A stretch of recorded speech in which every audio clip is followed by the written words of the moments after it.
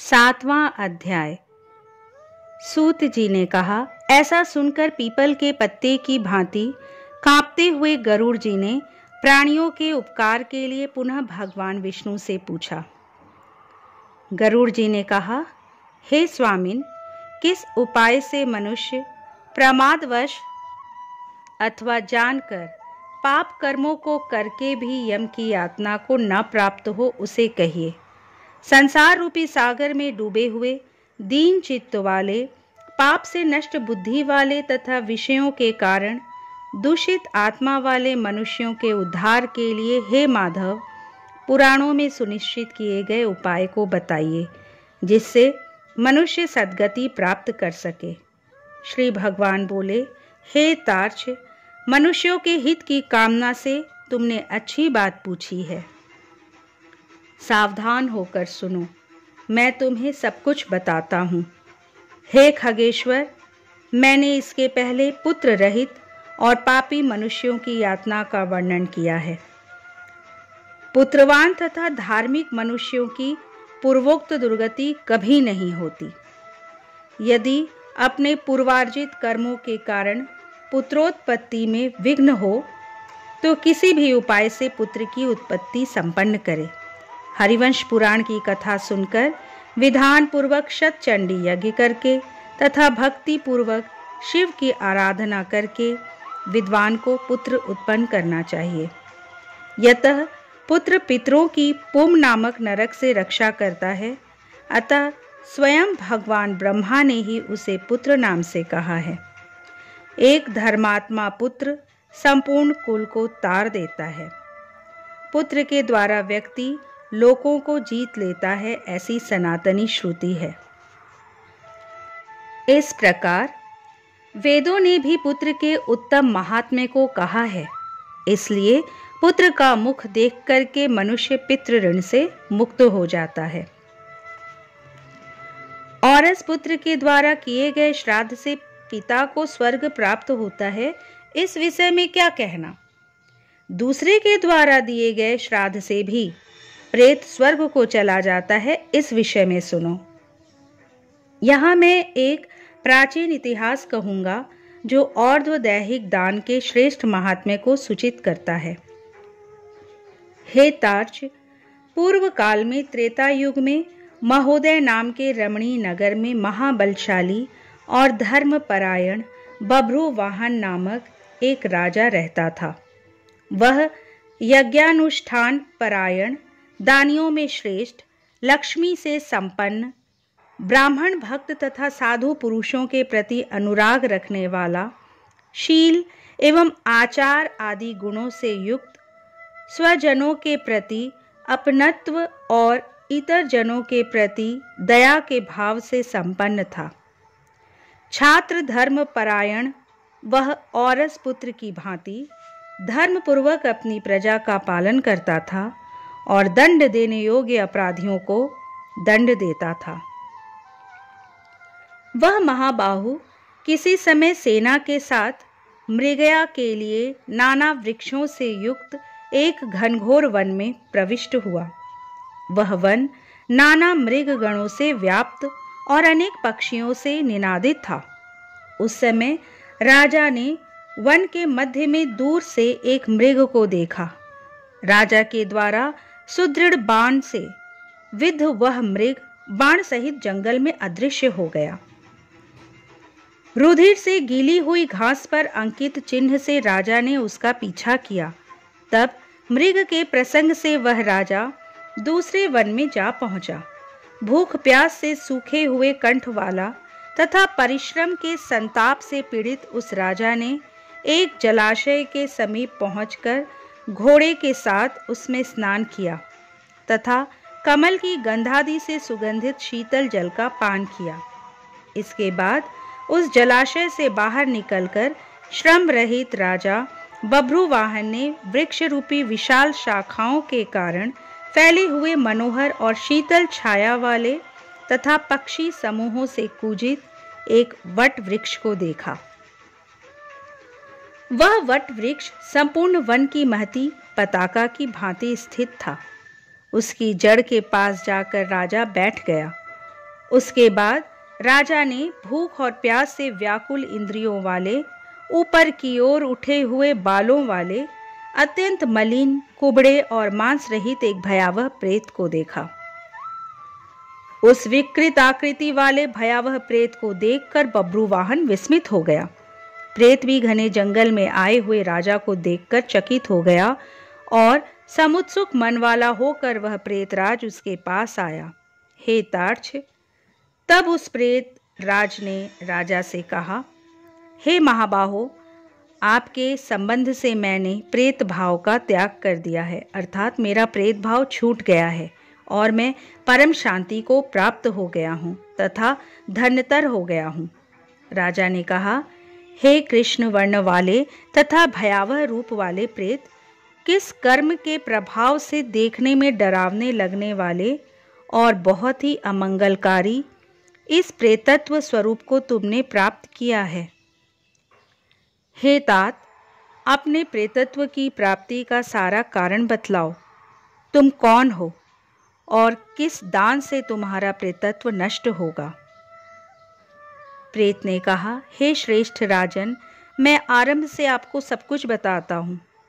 प्रेतत्व का कारण सुनकर आप कृपया उसे दूर करने की दया कीजिए। वैदिश नामक एक नगर था जो सभी प्रकार की संपत्तियों से समृद्ध था।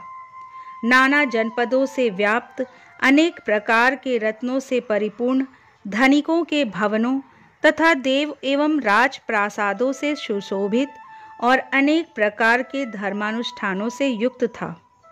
हे तात, मैं वहां रहता हुआ निरंतर देव पूजा किया करता था। आपको विदित होना चाहिए कि मैं वैश्य जाति में उत्पन्न हुआ और मेरा नाम सुदेव था। मैंने हव्य प्रदान करके देवताओं का तथा कव्य प्रदान करके पितरों का तर्पण किया। अनेक प्रकार के दानों से मैंने ब्राह्मणों को संतुष्ट किया था और अनेक बार दीन, अंधे एवं कृपण मनुष्यों को अन्न दिया था। हे राजन, मेरा यह सारा सत्कर्म मेरे दुर्दैव से निष्फल हो गया।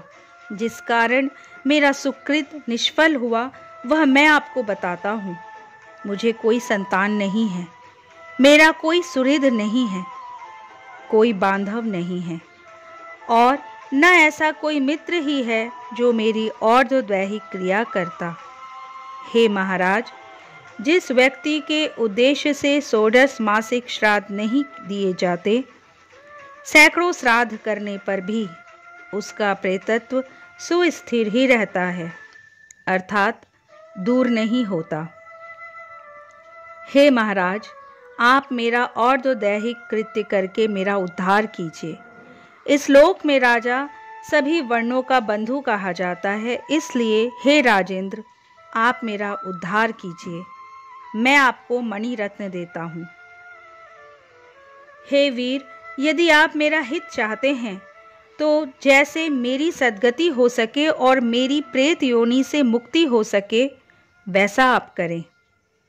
भूख, प्यास आदि दुखों के कारण यह प्रेत योनि मेरे लिए दुस्सह हो गई है।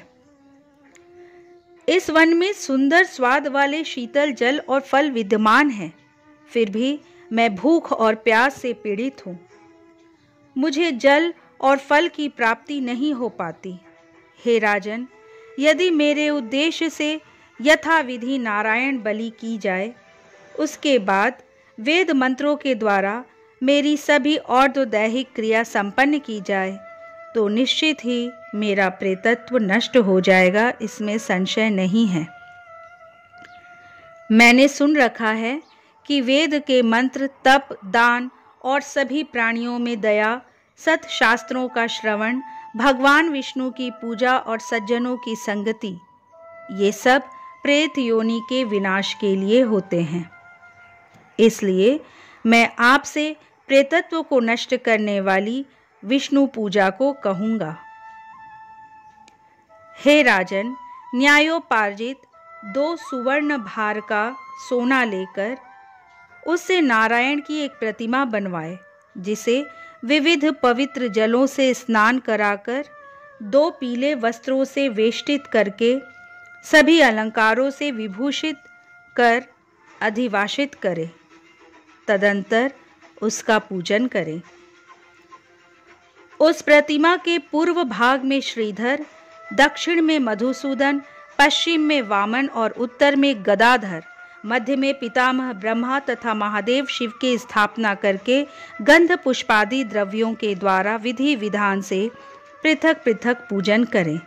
उसके बाद प्रदक्षिणा करके अग्नि में देवताओं को तृप्त करके घृत, दधि तथा दूध से विश्व देवों को तृप्त करे।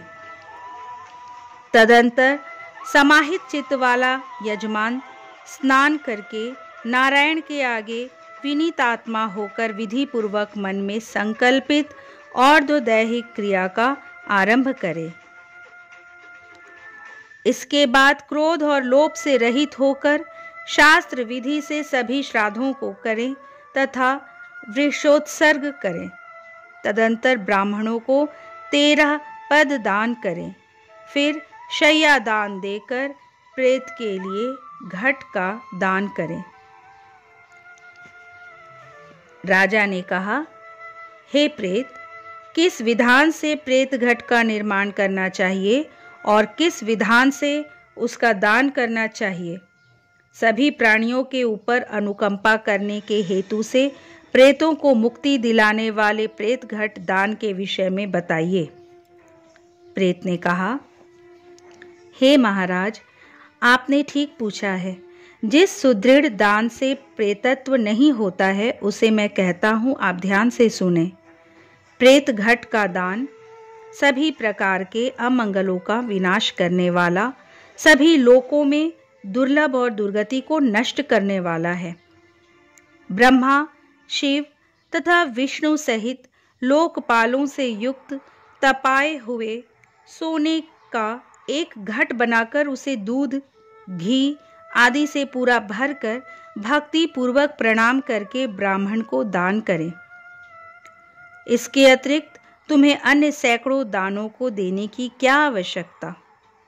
हे राजन, उस घट के मध्य में ब्रह्मा, विष्णु तथा कल्याण करने वाले अविनाशी शंकर की स्थापना करे एवं घट के कंठ में पूर्व आदि दिशाओं में क्रमशः लोकपालों का आवाहन करके उनकी धूप, पुष्प, चंदन आदि से विधिवत पूजा करके दूध और घी के साथ उस हिरण्यमय घट का दान करना चाहिए। हे राजन, प्रेतत्व की निवृत्ति के लिए सभी दानों में श्रेष्ठ और महापातकों का नाश करने वाले इस दान को श्रद्धा पूर्वक करना चाहिए। श्री भगवान ने कहा, हे कश्यप पुत्र गरुड़, प्रेत के साथ इस प्रकार बातचीत हो ही रही थी कि उसी समय हाथी, घोड़े आदि से व्याप्त राजा की सेना पीछे से वहां आ गई। सेना के आने के बाद राजा को महामणि देकर उन्हें प्रणाम करके पुनः प्रार्थना करके वह प्रेत अदृश्य हो गया। हे पक्षिन, उस वन से निकलकर राजा भी अपने नगर को चला गया और अपने नगर में पहुंचकर प्रेत के द्वारा बताए हुए वचनों के अनुसार उसने विधि विधान से और्ध्वदैहिक क्रिया का अनुष्ठान किया। उसके पुण्य प्रदान से मुक्त होकर प्रेत स्वर्ग को चला गया। जब दूसरे के द्वारा दिए हुए श्राद्ध से प्रेत की सद्गति हो गई तो फिर पुत्र के द्वारा प्रदत्त श्राद्ध से पिता की सद्गति हो जाए, इसमें क्या आश्चर्य। इस पुण्यप्रद इतिहास को जो सुनता है और जो सुनाता है वे दोनों पापाचारों से युक्त होने पर भी प्रेतत्व को प्राप्त नहीं होते। इस प्रकार गरुड़ पुराण के अंतर्गत सारोद्धार में बभ्रू वाहन प्रेत संस्कार नामक 7वां अध्याय पूरा हुआ।